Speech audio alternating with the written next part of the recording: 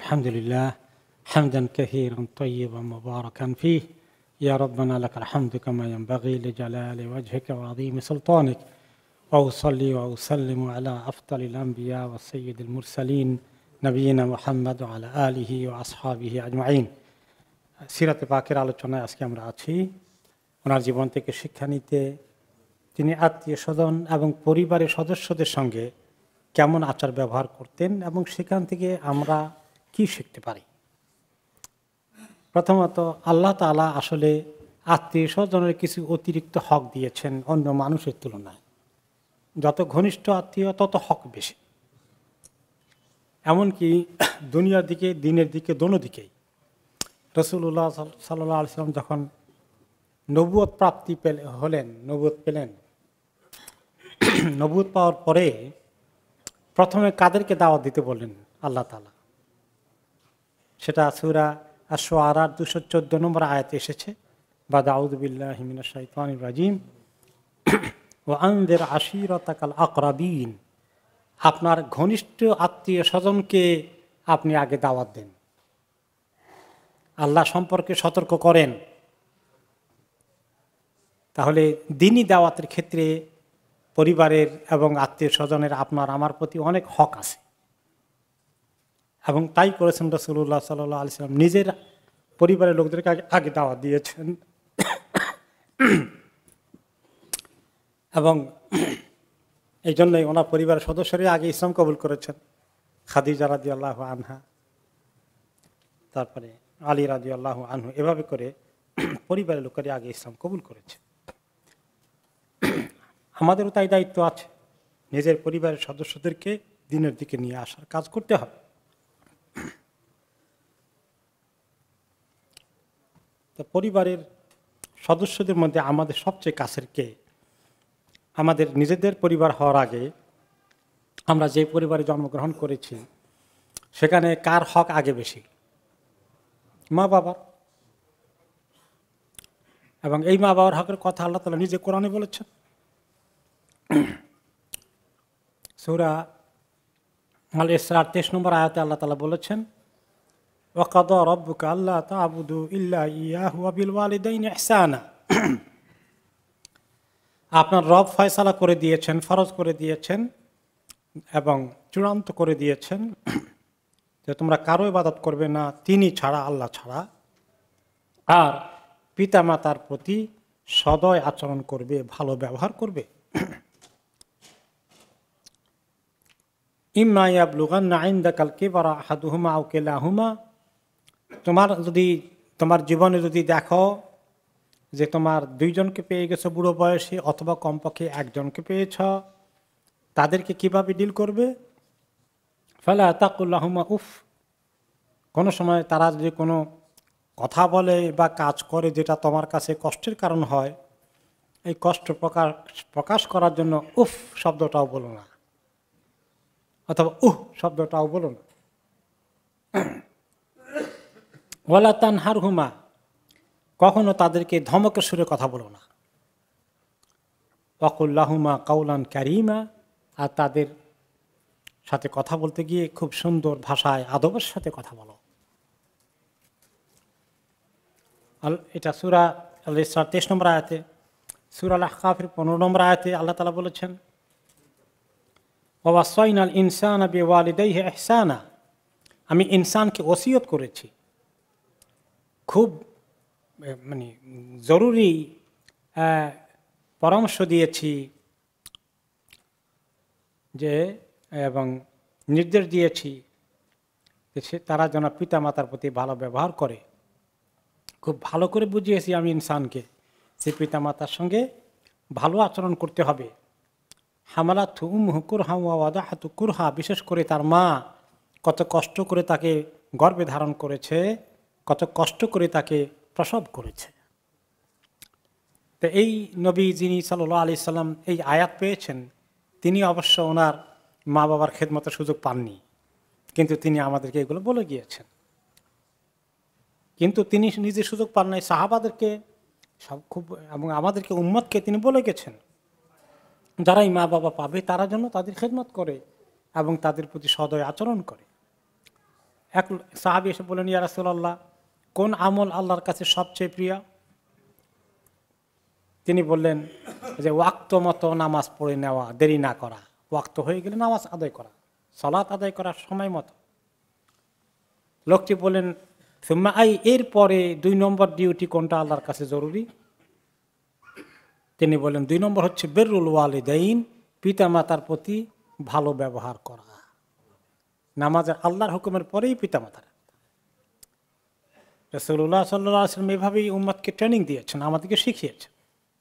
আরেকটি হাদিসে তিনি বলেছেন, রেদার রব ফি রেদাল ওয়ালিদ ওয়া সাখাতুর রব ফি সাখাতিল ওয়ালিদ। পিতামাতার সন্তুষ্টিতে আল্লাহ সন্তুষ্টি হয়, আর পিতামাতার অসন্তুষ্টি হয়ে গেলে আল্লাহ অসন্তুষ্ট হয়ে যান। তবে এখানে সীমারেখা আছে। পিতামাতা কোনো অন্যায় কাজ করতে বলেছে, এ বউটা ভালো লাগে না, তালাক দাও তাকে, তো এটা আরেকজনকে তালাক দিয়ে ফেলবে পিতামাতার কথা অনুযায়ী, এটা নয়। কারো ক্ষতি করার জন্য বললে সেটা নয়, ভালো কাজের জন্য বা কারো ক্ষতি হবে না সেরকম কাজের জন্য অবশ্যই পিতামাতার কথা শুনতে হবে। আরেকটি হাদিসে পিতামাতার হক সম্পর্কে রাসূলুল্লাহ সাল্লাল্লাহু আলাইহি ওয়াসাল্লাম আমাদেরকে শিখিয়েছেন যে ওই লোকটি ধ্বংস হয়ে যাক, ওই লোকটি ক্ষতিগ্রস্ত হয়ে যাক, ওই লোকটি সব কিছু, সে তার দুনিয়া আখিরাতে সব বরবাদ হয়ে গেল। বলা হলো, কে কার কথা বলেন ইয়া রাসূলুল্লাহ? তিনি বললেন, যেই ব্যক্তি পিতামাতাকে পেল, 2 জনকে অথবা 1 জনকেও পেল, যে খেদমত করার সুযোগ হয়েছে তারা বুড়ো বয়সে, কিন্তু সে সেটা করলো না, আর করে জান্নাতে যাওয়ার সুযোগ গ্রহণ করলো না, সে ধ্বংস হয়ে যাক, সে ক্ষতিগ্রস্ত হয়ে যাক। আরেকটি হাদিসে তিনি বলেছেন পিতামাতার গুরুত্ব সম্পর্কে, আমি কি তোমাদেরকে সবচেয়ে বড় কবিরা গুনাহ কথা বলবো? 3 বার করে বললেন, আমি কি তোমাদেরকে বলবো সবচেয়ে বড় কবিরা গুনাহ কোনটা? সাহাবীরা বলেন, আমরা বললাম, ইয়া রাসূলুল্লাহ, অবশ্যই বলুন আমাদেরকে। তিনি বললেন, প্রথমটা হচ্ছে আল ইশরাকু বিল্লাহ, আল্লাহর প্রতি কাউকে শরীক করা, অর্থাৎ শিরকের মধ্যে লিপ্ত হওয়া। 2 নম্বর বললেন উকুকুল ওয়ালিদাইন, পিতামাতার নাফরমানি করা, তাদেরকে কষ্ট দেওয়া, তাদের প্রতি দুর্ব্যবহার করা। এরপরে তিনি বসা ছিলেন, যখন এরকম করে বসা ছিলেন, 3 নম্বর বলতে গিয়ে তিনি একদম একটু হেলান দিয়ে বসা ছিলেন, 3 নম্বর বলতে গিয়ে তিনি সোজা হয়ে গেলেন আর বললেন, আলা কাউলু জুর ও শাহাদাতু জুর, খবরদার। আরেকটি 3 নম্বর বড় মারাত্মক কবিরা গুনাহ হচ্ছে মিথ্যা কথা বলা এবং মিথ্যা সাক্ষী দেওয়া। এবং এই কথাগুলোকে তিনি অনেকবার বলতে থাকলেন, কতবার রিপিট করলেন। সাহাবায়ে কেরাম বললেন, আহারে, আমরা তখন দেখছি যে রিপিট করতে করতে তিনি টায়ার্ড হয়ে যাচ্ছেন, তিনি যদি এখন থেমে যেতেন।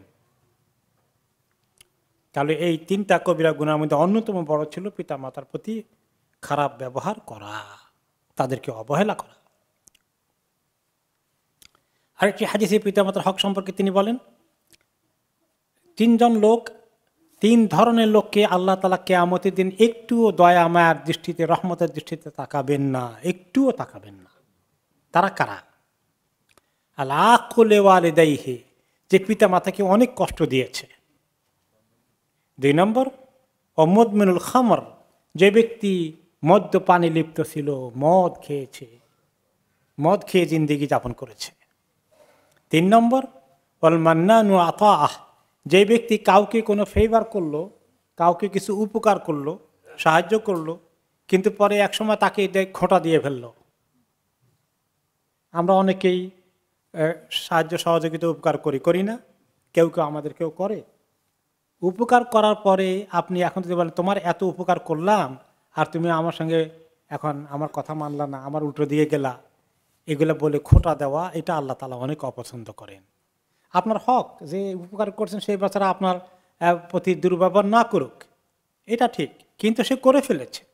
কিন্তু আমি আপনার কারো উপকার করে থাকি, সেটাকে আমরা নষ্ট করব এবং তার পরিবর্তে উল্টো শাস্তি নেব? আমরা দরকার নাই।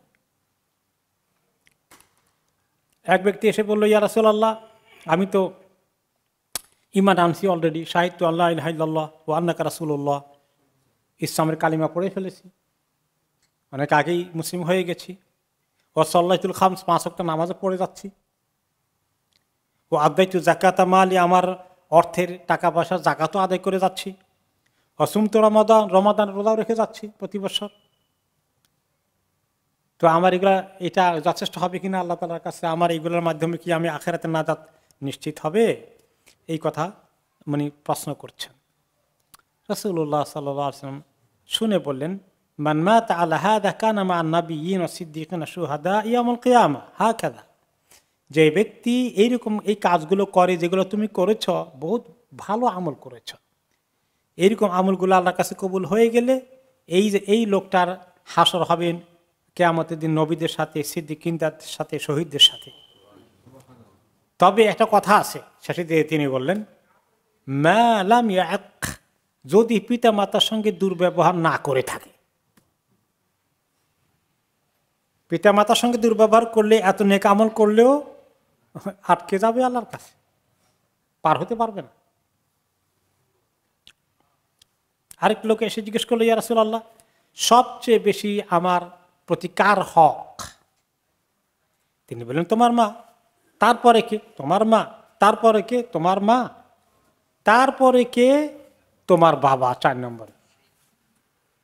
তাই মায়ের হক বেশি, কারণ ওই যে কত কষ্ট করে তাকে গর্ভে ধারণ করেছেন, কত কষ্ট করে প্রসব করেছেন, এরপরে বড় হওয়া পর্যন্ত ছোটকালে দুধ খাওয়ানো থেকে শুরু করে যে কত রাতের ঘুমকে কোরবানি করেছেন, এই জন্য আল্লাহ তাআলা মাকে বাবার তুলনায় অনেক বেশি হক দান করেছেন। আল্লাহ তাআলা কি ইনসাফ করেছেন না করেননি? অবশ্যই ইনসাফ করেছেন। এরপরে আরেকবার আসলো যে তোমার, আরেকজন জিজ্ঞেস করলো যে কার হক বেশি আমার জীবনে? তখন বলে, তোমার মা, তোমার মা, তোমার মা, এরপরে তোমার বাবা, তারপরে তোমার কাছের যে যে আছে, তারপরে মনে করেন মা বাবার পরে আপনি বিয়ে শাদী না করলে কার হক এখন? ভাই বোনের হক। তারপরে চাচা মামা এদের হক, দাদা নানা এদের হক। আবার বিয়ে শাদী করে গেলে তখন স্ত্রী ছেলে মেয়ের আরেক রকম হক চলে আসে। তিনি বলেন, যে যত কাছের তত তার তোমার হক বেশি, যে একটু দূরে তার হকের পরিমাণ একটু কমে আসে। এখন তিনি কিন্তু আসলে এত মা বাবার হক আদায় করতে যে এত ফজিলত আছে আল্লাহ তাআলা বলছেন, তিনি বারবার আমাদেরকে বোঝাচ্ছেন, উনি তো মা বাবার হক আদায় করার সুযোগটা পেলেন না, ওনার মনে একটা আফসোস। এখন মা বাবা যেহেতু নেই দুনিয়াতে, কোনো হক আদায় করতে তিনি পারছেন না, কিন্তু কোনো কোনো সময় তিনি কি করতেন, তিনি পিতা মাতার জায়গায় যদি কেউ ওনার আরো কাছে ছিল কিছুটা, ওনাদেরকে একটু তিনি পাওয়ার চেষ্টা করেছেন কিছু হক আদায় করার জন্য। তার একটা এক্সাম্পল এসেছে। আলী ইবনে আবি তালেব রাদিয়াল্লাহু তাআলা আনহু বলেন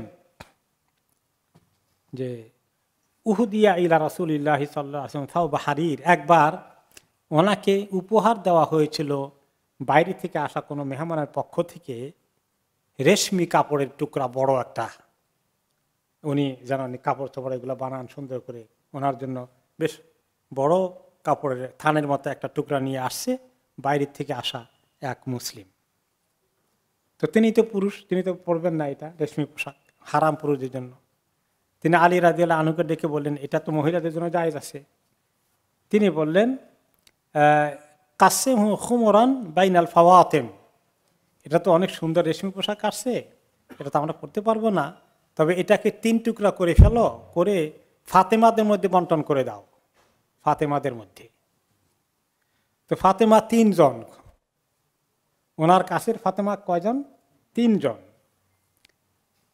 একজন হচ্ছেন ওনার মেয়ে ফাতেমা, আরেকজন হচ্ছেন ওনার চাচি ফাতেমা, ফাতেমা বিনতে আসাদ, তার মানে ওনার চাচা কে ছিলেন? আবু তালেব।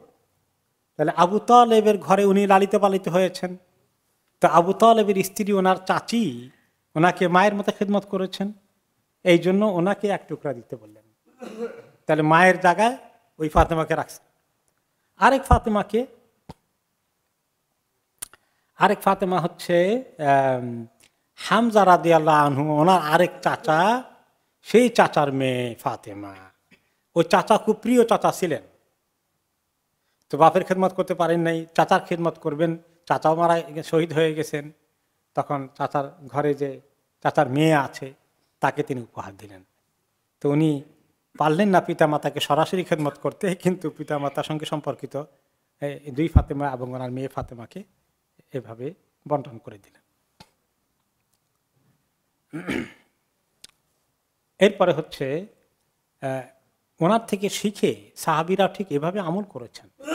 যারা পিতামাতা দুনিয়া থেকে চলে গিয়েছেন, আমাদের আফসোস হয় এখন, আমাদের পিতামাতা নাই যে একটু খেদমত করব, একটু টাকা পয়সা দেবো, একটু উপকার করব, হ্যাঁ, সুযোগ নাই। কিন্তু তাহলে আমাদের জন্য সুযোগ আছে, অন্য তরিকা তিনি শিখিয়েছেন। যে পিতামাতার সঙ্গে যারা ঘনিষ্ঠ ছিলেন, পিতামাতার বন্ধু বান্ধব, পিতামাতার সঙ্গে স্পেশাল সম্পর্ক ছিল, তাদেরকে খেদমত করলে পিতামাতার খেদমত হয়ে যায়। এবং সাহাবীরা ঠিকই এটা আমল করেছেন। আব্দুল্লাহ ইবনে ওমর রাদিয়াল্লাহু আনহু মক্কা যাচ্ছেন, মদিনা থেকে হজ বা উমরা করতে যাচ্ছেন। পথিমধ্যে এক বেদুইন এক যুবককে দেখা হলো। তার সঙ্গে পরিচয় হওয়ার পরে তাকে টাকা পয়সা, এমনকি নিজের সাথে নিয়ে যাওয়ার যে পশুটা বাহন হিসাবে আছে ওইটা সহ মাথার দামি পাগড়ি খুলে সব দিয়ে দিলেন তাকে, গায়ের দামি আলখেল্লা সব দিয়ে দিলেন। তো অন্য সাথীরা ছিল বেদুইন মানুষ, এই এত দামি পাগড়ি, এত দামি আলখেল্লা, এগুলা দিয়ে সে কি করবে? বেদুইন মানুষ, টাকা পয়সা কিছু দিয়েছেন, এইটা তো যথেষ্ট, তার জন্য খুশি হয়ে যাবে।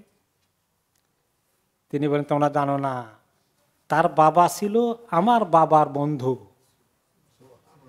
আমার বাবা যেতে আসতে দেখা হলে তাদের সঙ্গে খুব খাতির ছিল। আমার বাবা দুনিয়াতে নাই, এখন আমার বাবার বন্ধুর ছেলের আমি যদি বাবার কথা মনে করে দেই, আমার বাবাকে দেওয়ার মতো আল্লাহ তাআলা আমাকে সেই সওয়াব দান করবেন। তাহলে সাহাবীরা এইভাবে শিখেছেন। কাজে আপনার মা বাবার আত্মীয় স্বজন, আমার মা বাবার আত্মীয় স্বজনকে আমরা এইভাবেই বন্ধু বান্ধবকে সম্মান করা দরকার। তাহলে আমরা বিররুল ওয়ালিদাইন, পিতা মাতার প্রতি খেদমতে সওয়াব পেয়ে যাব। এরপরে আমরা দেখি যে পরিবারের সন্তানদের সঙ্গে উনি কিভাবে কেমন ঘনিষ্ঠ ছিলেন। ওনাকে আল্লাহ তাআলা কয়জন সন্তান দিয়েছেন? সর্বমোট 7 জন। মাশাআল্লাহ। কয়জন ছেলে কয়জন মেয়ে? 3 ছেলে 4 মেয়ে। গুড, মাশাআল্লাহ। তো সবার ইন্তেকাল হয়ে গেছে, ওনার জীবদ্দশায় শুধু একজন বাকি ছিলেন, যার ইন্তেকাল হয়ে যায় ওনার ইন্তেকালের 6 মাস পরে, তাই না? তো এই যে বিশেষ করে উনি সন্তানদের সঙ্গে অনেক ঘনিষ্ঠ ছিলেন, তাদেরকে অনেক আদর করতেন। এমনকি ওনার ছেলে ইব্রাহিম যখন 18 মাস বয়সে যখন মারা যায়, তখন তিনি কত কোলে নিয়েছেন, ওনার কোলের উপরে ইন্তেকাল করেছে, চোখ দিয়ে ঝরঝর করে পানি পড়েছে। এবং ওনার ছেলেটা ইব্রাহিমকে দেওয়া হয়েছিল একটু মদিনার শহরের বাইরে দুধমার কাছে দুধ পান করার জন্য, সেখানে ছিল। তিনি সেখানে যেতেন, গিয়ে প্রায় চলে যেতেন, গিয়ে তাকে আদর করতেন, তাকে খুব চুমু দিতেন, তার শরীরে ঘ্রাণ গ্রহণ করতেন, এত আদর করতেন যে সাহাবীরা বলেছেন যে সন্তানকে এত মায়া করতে, আদর করতে আমরা আর কাউকে দেখিনি, যেটা রাসূলুল্লাহ সাল্লাল্লাহু আলাইহি ওয়াসাল্লাম করেছেন। প্রিয়জনদের সঙ্গে এভাবেই মায়া মহব্বতের সম্পর্ক গড়ে তোলা। দিন যদি থাকে আর মায়া মহব্বত থাকে, আশা করা যায় এই সন্তান কোনোদিন পিতামাতার সঙ্গে এরকম করবে না, খুব রেয়ার হইতে পারে।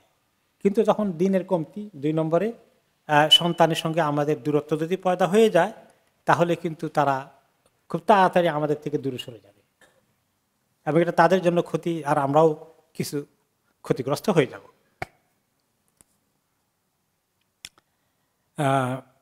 রাসূলুল্লাহ সাল্লাল্লাহু আলাইহি ওয়াসাল্লাম তিনি যখন ছেলে মেয়েদেরকে, নাতি নাতনিদেরকে যখন চুমু দিতেন আদর করে, বললাম যে আমরা শুনে পড়ে গেছি যে বেদুইনরা বলতো, আল্লাহ এগুলো চুমু টুমুতে এগুলো মহিলারা দেয়, পুরুষরা এগুলো করে নাকি?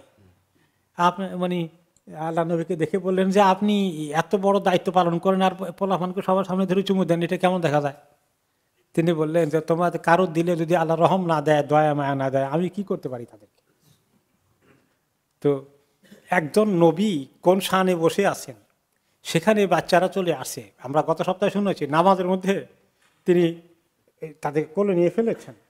তো এই যে একটা মানুষের স্বাভাবিক দয়া মায়ার জিন্দেগি, যেখানে কোনো আর্টিফিশিয়ালিটি নাই, যেখানে খুব ফর্মালিটি সব জায়গায় মেনটেন করতে হয় না, মানুষ কি মনে করবে, পরিবারের সদস্যদেরকে যদি আমরা মানুষকে মনে করবো এ করে বাচ্চারা আসে সরে দিয়ে দিলাম, তো বাচ্চারা কষ্ট পাবে।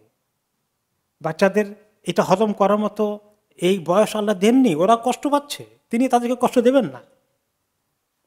এগুলো আমাদের জন্য যে কত শিক্ষা এখানে আছে।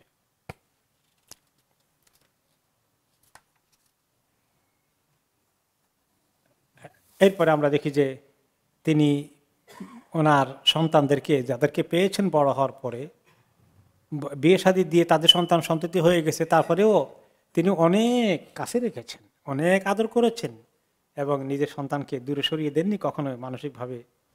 বিশেষ করে ওনার মেয়ে ফাতেমা রাদিয়াল্লাহু আনহা, যাকে তিনি বিয়ে শাদী দিলেন আলী রাদিয়াল্লাহু আনহুর কাছে। এছাড়াও তিনি আসলে আগের মেয়েগুলোকে, যেগুলো ইন্তিকাল হয়ে গেছে, তিনি মোটামুটি চেষ্টা করেছেন সবগুলো মেয়েকে ভালো ভালো পরিবারে দেওয়ার জন্যে, যাদের মোটামুটি সব দিক থেকেই সামাজিকভাবে, পারিবারিকভাবে মোটামুটি একটা সুন্দর আছে, যেখানে যেন তেন জায়গায় তিনি বিয়ে দেননি। আলী রাদিয়াল্লাহু আনহুকে বিয়ে দিতে গিয়ে যখন মোহরের কথা আসলো, আলী বলে মোহর কোত্থেকে দেবো, আমার তো কিছু নাই। আলী রাদিয়াল্লাহু আনহুর কিছু নাই, খান তো নবী করিম সাল্লাল্লাহু আলাইহি ওয়াসাল্লামের ঘরে। তো একবার এক যুদ্ধের মধ্যে তিনি গনিমতের মাল পেয়েছিলেন, একটা দেরা মানে হলো যে শিল্ড, বর্ম, এইটা উনি গনিমতের মাল হিসেবে পেয়েছেন। মোটামুটি এটার কিছু মূল্য আছে। তো বললে যে ওইটার দাম আছে মার্কেটে। বলে যে তাহলে তোমার কিছু নাই, তোমার যে বর্মটা পেয়েছে ওটা তো আছে তোমার, এটা তো একটা অ্যাসেট ছোটখাটো। আইনা দেরাউকাল হতামি, ওইটা দাও। তো আলী বললেন যে আছে, হ্যাঁ এটা আমার কাছে আছে। ফাতিহা ইয়া, ওইটাই তোমার মোহর হবে। এখন এই বর্মটা যে দাম, বা এটা একটা দামি জিনিস, এটা একটা অ্যাসেট। টাকা না থাকলে সম্পত্তি দেওয়া যায়, টাকা না থাকলে অন্য কিছু দেওয়া যায়, বা টাকা থাকলে টাকা দেওয়া যায়। তো যেমন আপনারা একসময় দিয়েছেন, মোহর দিয়েছেন, জমি তার সঙ্গে আবার অ্যাড করেছেন। কেউ কেউ মনে করে যে জমি দেওয়া লাগবেই, এটা একসময় ছিল, কিন্তু এখন আর এটা নাই, মানে কিছু একটা দিতে হবে। এখানে এক প্রসঙ্গে যেটা আবার আসে যে মোহরে ফাতেমি, একটা নাম শুনছেন কিনা? মোহরে ফাতেমি, মোহরে ফাতেমি, এটা নিয়ে লোকেরা মাঝে মাঝে খুব বেশি বাড়াবাড়ি করে। আচ্ছা, আলী রাদিয়াল্লাহু আনহুকে বেশ কম মোহর দিলেন তিনি, তার নাই তো মিসকিন, কি দিবে সে? এখন আপনি বড় লোক, লাখ লাখ টাকা খরচ করবেন, হাজার হাজার পাউন্ড খরচ করবেন, আর মোহরের মধ্যে এসে মোহরে ফাতেমি খোঁজেন। Does it make sense? এটা তো মিলে না। কাজে এটা একটা ভুল ধারণা আমাদের সমাজে।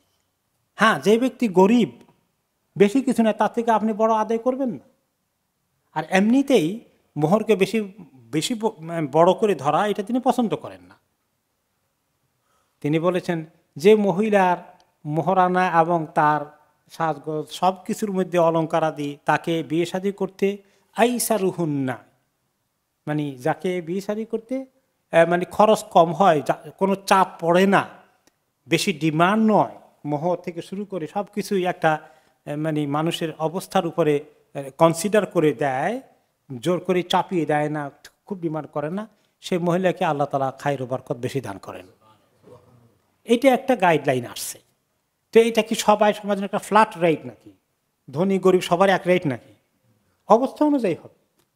কারো মোহর হতে পারে 10,000 পাউন্ড, কারো মোহর হবে 5,000 পাউন্ড, কারো মোহর হবে 1,000 পাউন্ড, অবস্থা অনুযায়ী। তো এখানে ওই মোহরে ফাতেমি মুখস্থ করে, আর কত খরচ করতেছে, লাখ লাখ টাকা, আর এমনি মোহরে ফাতেমি। এগুলো একটা মানে শরীয়তকে না বুঝে আসলে শরীয়তকে নিয়ে উপহাস করার মতো বিষয় আর কি।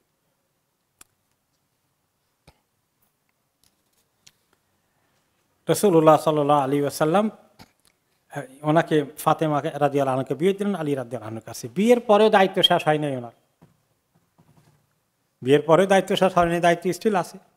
কেমন আছে? মাঝে মধ্যে দেখতে আসতেন যে ঘর ঠিকঠাক মতো চলে কি না। তারপরে ফাতেমা রাদিয়াল্লাহু আনহা একবার অভিযোগ করলেন যে আমার হাতের অবস্থা দেখেন বাবা, কাজ করতে করতে হাতের মধ্যে দাগ পড়ে গেছে। আলী রাদিয়াল্লাহু আনহু বাইরে কাজ করেন, মা ফাতেমা ঘরে কাজ করেন, সব কিছু। তো একটা বাঁধি টাঁধি যদি কোনো জায়গায় বাইতুল মাল থেকে দেওয়া যায়। তো তিনি বললেন যে দেওয়ার মতো তো এখন নাই, তুমি এক কাজ করো, এই 3 তসবিহ পড়ো রাতে শোয়ার সময়, তাহলে গোলাম বাঁধিয়েছে কত বেশি যে আল্লাহর কাছে পেয়ে যাওয়া। বুঝ দিয়েছেন, দিতে পারতেছেন না, কিন্তু ওনার মনের কষ্ট দূর করে দিয়েছেন, সুন্দর আমল শিখিয়ে দিয়েছেন। আবার একদিন দেখতে আসছেন, দেখতে এসে দেখা যায় আলী রাদিয়াল্লাহু তাআলা ঘরে নাই। জিজ্ঞাসা করলেন আলী কই, তাকে দেখি না যে। তো মা ফাতেমা রাদিয়াল্লাহু আনহা সকাল থেকে ওটা মুখস্থ চলে আসে হঠাৎ করে। মা তো বলতে হবে শুধু নবীর বিবিদেরকে। ফাতেমা রাদিয়াল্লাহু আনহা বলেন, কানা বাইনি ওয়া বাইনাহু শাইউন ফাগাদাবানি ফাখারাজা ওয়া লাম ইয়াকুল ইনদি ওয়া লাম ইয়াকিল ইনদি, যে আমাদের দুজনের মধ্যে একটু কথা কাটাকাটি হয়ে গেছে এবং আমাকে একটু কড়া কথা বলছে, আমিও কড়া কথা বলে দিছি, মানে একটু ঝগড়া হয়েছে ভালো। তো উনি মাইন্ড করেছেন, উনি আপসেট হয়ে গেছেন, কষ্ট পেয়েছেন, উনি চলে গেছেন। কই গেছে জানি না, ঘর থেকে বেরিয়ে চলে গেছে, একটু রাগ করে গেছেন আর কি। কোথায় কোথায় এখন রাসূলুল্লাহ সাল্লাল্লাহু আলাইহি ওয়াসাল্লাম খোঁজাখুঁজি শুরু করছেন। মানে দুপুরবেলা যে কাইলুলা করার সময় সাধারণত আরব দেশে গরমের ভিতরে লোকেরা বাড়িতে খাওয়া দাওয়া করে তারপরে কাইলুলা করে, ঘরের মধ্যে একটুখানি রেস্ট নেয়। তো নবী করিম সাল্লাল্লাহু আলাইহি ওয়াসাল্লাম কি করলেন, খবর নিলেন যে কোথায় আছে দেখো তো, আলী গেছে কই। ওকে, সাহাবাদেরকে বললেন উনজুর আইনা হুয়া, কই গেছে আলী দেখো তো। তারপর সবাই গিয়ে দেখলো যে মসজিদের মধ্যে শুয়ে আছে, মসজিদের মাটির ফ্লোরের মধ্যে শুয়ে আছে। তো নবী করিম সাল্লাল্লাহু আলাইহি সাল্লাম মসজিদে চলে গেলেন। চলে গিয়ে দেখেন যে শুয়ে আছে, বোধহয় একটু ঘুম এসে গেছে আলী রাদিয়াল্লাহু আনহুর। মাটির মধ্যে শুয়েছেন, গায়ে চাদর ছিল, তো চাদর এখান দিয়ে ফাঁক হয়ে গেছে, পিঠের মধ্যে অনেকগুলো বালি লেগে গেছে, বালির মধ্যে শুয়ে আছে অলমোস্ট এক সাইড, তো গায়ে বালি লেগে গেছে। তো তখন তিনি বললেন, খুম ইয়া আবা তরাব, খুম ইয়া আবা তরাব, এই বালুর বাবা উঠো, বালুর বাবা উঠো। তো আবু বলে আরব দেশে কোনো কিছু যে মালিক হয়, যেমন না গাড়িওয়ালা, আমরা কই লোকটাকে দেখছেন ওই যে গাড়িওয়ালা লোকটা গেছে, তো লোকেরা বলবে আবুলে হিয়া, আবুলে হিয়া মানে দাড়ির বাপ, শাব্দিক অর্থে, আসলে দাড়ির বাপ না, মানে দাড়িওয়ালা। তা আবু তরাব মানে ধুলাওয়ালা, যে ধুলা গায়ের মধ্যে ধুলার মধ্যে পড়ে আছে, দেখো তো, বললেন যে এই ধুলাওয়ালা উঠো, ধুলাওয়ালা উঠো। তো বুঝাই শোনাই ইয়ে করে ঘরে নিয়ে গেলেন এবং মা ফাতেমা সহ কিছু সেট করে দিয়ে আসলেন। তাহলে পারিবারিক দায়িত্ব পালন করতে নবী করিম সাল্লাল্লাহু আলাইহি ওয়াসাল্লাম তিনি ত্রুটি করেননি, একদম গুরুত্ব সহকারে পালন করেছেন। পরিবারের সদস্যদেরকে একদম কাছ থেকে নিজের দায়িত্ব পালনের জন্য সচেষ্ট ছিলেন, সেটা তিনি সকল ক্ষেত্রে। তারপরে আমরা শুনেছি সিরাতের মধ্যে যখন ওনার একটা মেয়ের সন্তান মারা যাচ্ছে, নাতিন ওনার মারা যাচ্ছে, তখন ওনার মেয়ে খবর পাঠালেন যে আমার বাবাকে আসতে বলেন, যে আমার মেয়েটার বোধহয় এই মুহূর্তে কিছু আল্লাহ নিয়ে যাবেন, উনি একটু আসুক, উনি একটু আসুক। তখন উনি অত্যন্ত জরুরি কাজে ব্যস্ত ছিলেন, তিনি খবর পাঠালেন যে সে সবর করুক, তাকে বলা সবর করুক, আমি কাজে আসি। পরে আবার আল্লাহর কসম করে পাঠালাম আব্বা যেন আসেন, আবার পাঠিয়েছেন খবর। তখন তিনি আসছেন, এসে ইতিমধ্যেই তার নাতিন দুনিয়া দিকে চলে যাচ্ছে, আল্লাহর কাছে চলে যাচ্ছে দুনিয়া থেকে। তখন তিনি মেয়েকে সান্ত্বনা দিলেন, ইন্না লিল্লাহি মা আখাদ ওয়ালাহু মা আতা ওয়া কুল্লু শাইইন ইনদাহু বিআজালিন মুসাম্মা ফালতাসবির ওয়াল তাহতাসিব। এটা সুন্দর নসিহত মেয়েকে এই সময় দিলেন যে দেখো, আল্লাহর অধিকার আছে, তিনি যাকে চান নিয়ে যাবেন, এটা আল্লাহর সৃষ্টিকর্তারই অধিকার আছে।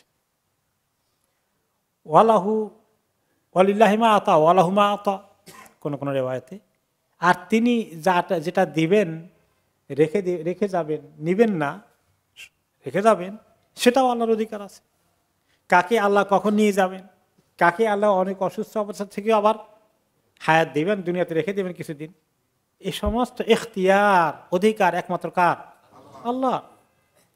আর আমাদের যদি মনে রাখতে হবে, আমাদের ঈমান হচ্ছে কি, ওয়া কুল্লু শাইইন ইনদাহু বিআজালিন মুসাম্মা, যে সব কিছু আল্লাহ তাআলার কাছে সবার হায়াতটা নির্দিষ্ট সময়ের জন্য লেখা আছে। এই লেখা দিয়েই আল্লাহ তাআলা দুনিয়াতে পাঠান। কোন সন্তান যদি অতি অল্প বয়সে মারা যায়, এই এতটুকু তার জন্মের আগেই, বহু আগেই আল্লাহ লিখে রেখেছেন। এর বাইরে সে একদিনও পাওয়ার কথা না। মাঝ বয়সের মানুষ হোক, জওয়ান মানুষ হোক, বুড়ো মানুষ হোক, কে কোন দিন মারা যাবে বেআজালিম মুসাম্মা, সুনির্দিষ্ট হায়াত ঠিক করে আল্লাহ তাআলা দুনিয়াতে পাঠিয়েছেন।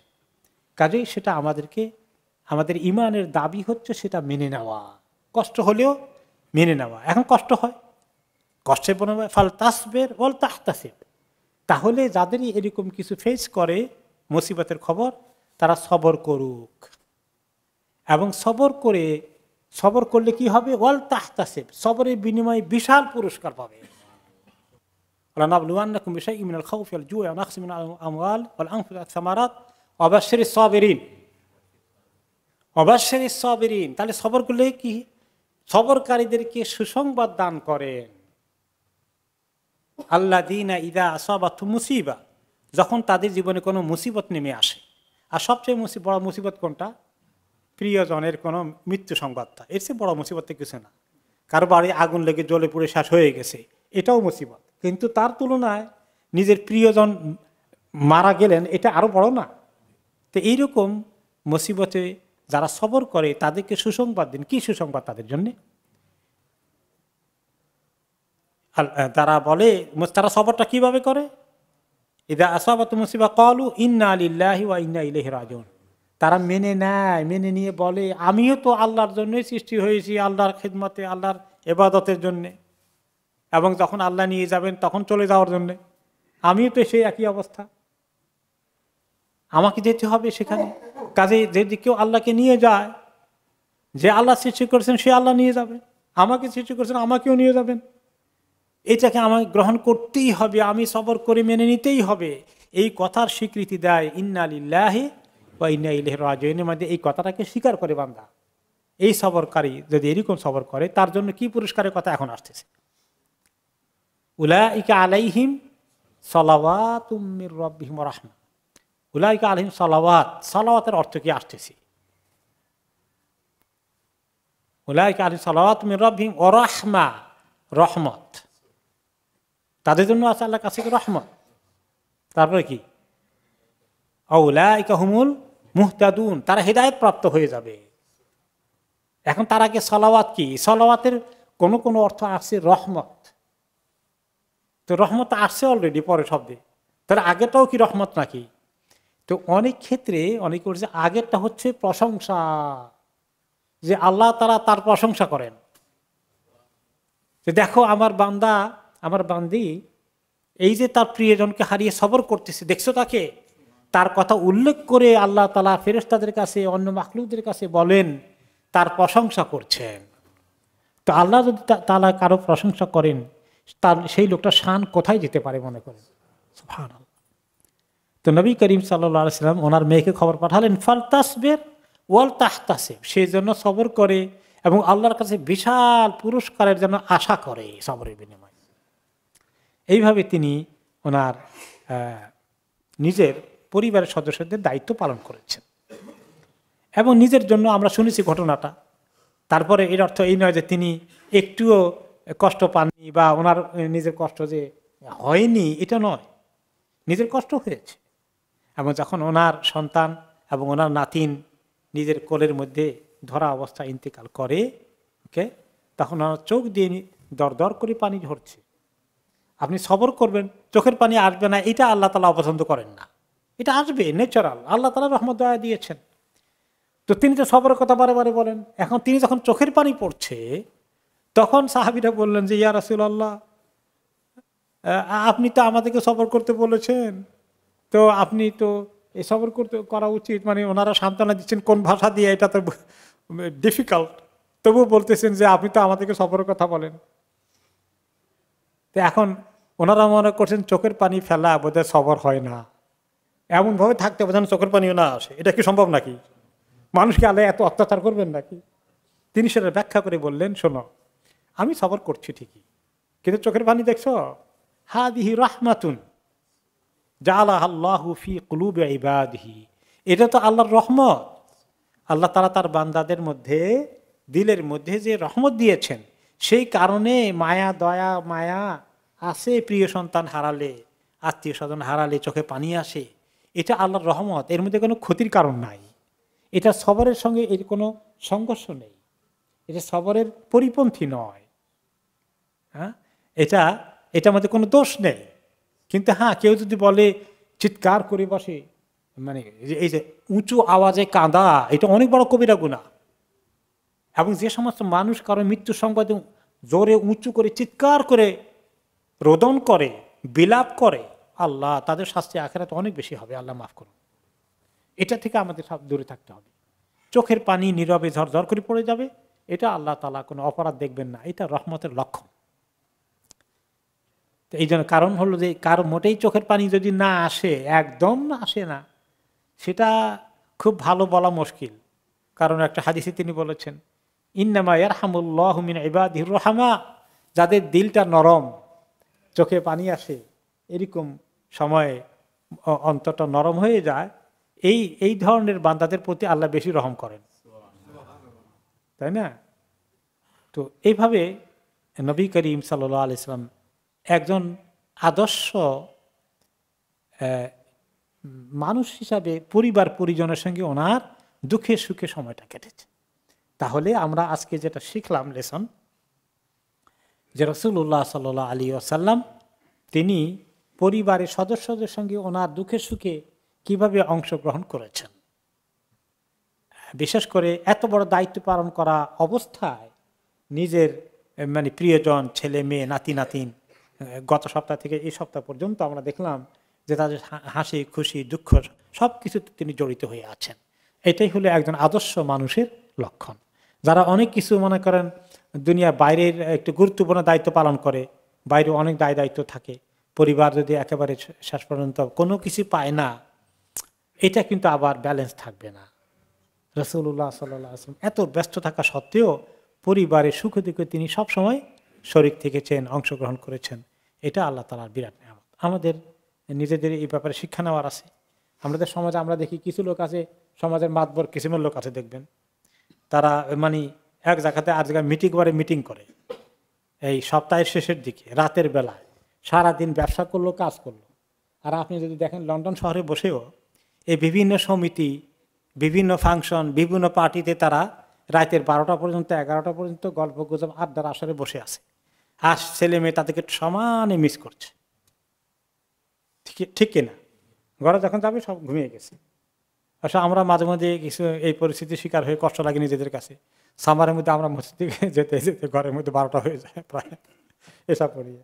তো এটা তো হলো একটা কারণে। কিন্তু যারা এই ফালতু কারণে বিভিন্ন রকমের সমিতি টমিতি, সোসাইটি এগুলো নিয়ে এই যে আড্ডার আসরে বসে, গল্প গুজবের আসরে বসে, তারপরে আপনার রেস্টুরেন্টে খায়, হোটেলে খায়, এরপরে এই সমিতি টমিতি নিয়ে কি করে, কত ছবি টবি উঠায়। আর দেশের থেকে আতি নেতা পাতি নেতা কিছু আসলে এগুলার পিছনে লাইন ধরে দেওয়া, হারে তার খেদমত করে মনে হয় যেন জান্নাতে কাছাকাছি চলে যাচ্ছে। অথচ দেখা যাবে যে একটা বড় বেনামাজি তার খেদমতে নিয়ে যেতে আছে। এগুলো মানুষের মধ্যে যে কি ভুল ধারণা। রাসূলুল্লাহ সাল্লাল্লাহু আলাইহি ওয়াসাল্লাম আমাদেরকে কত সুন্দর আদর্শ শিখিয়ে গেছেন। আল্লাহ তাআলা যেন আমাদের পরিবারের সবার সঙ্গে এরকম সুন্দর সম্পর্ক করি। পিতামাতা, ছেলে মেয়ের অনেক হক আছে, নাতি নাতিনের অনেক হক আছে, ভাই বোনের হক আছে, মা বাবা থাকলে তো তাদের হক তো অনেক বেশি আছে, স্ত্রীর হক আছে, স্বামীর হক আছে। এগুলোকে আমরা আসলে খুব গুরুত্ব দিতে হবে। এমনকি কেউ কেউ আছে যে সামাজিক কথা বলেন, কেউ কেউ তথাকথিত ইসলামে তৎপরতার মধ্যে, ইসলামী কাজের মধ্যেও এত লম্বা চূড়া সময় যদি খালি মিটিং করে মিটিং সপ্তাহে কয়েক ঘন্টা থাকে, এটাও কিন্তু ব্যালেন্সের অভাব, পরিবার বঞ্চিত হয়ে যায়। এগুলো ঠিক না। আল্লাহ তাআলা আমাদেরকে রাসূলুল্লাহ সাল্লাল্লাহু আলাইহি ওয়াসাল্লামের পারিবারিক জিন্দেগীর সম্পর্কের এই সুন্দর আদর্শ থেকে শিক্ষা গ্রহণ করার তৌফিক দান করুন। আমিন। বারাকাল্লাহু ফিকুম। সুবহানাকাল্লাহুম্মা ওয়া বিহামদিকা আশহাদু আল্লা ইলাহা ইল্লা আনতা আস্তাগফিরুকা ওয়া আতুবু ইলাইক।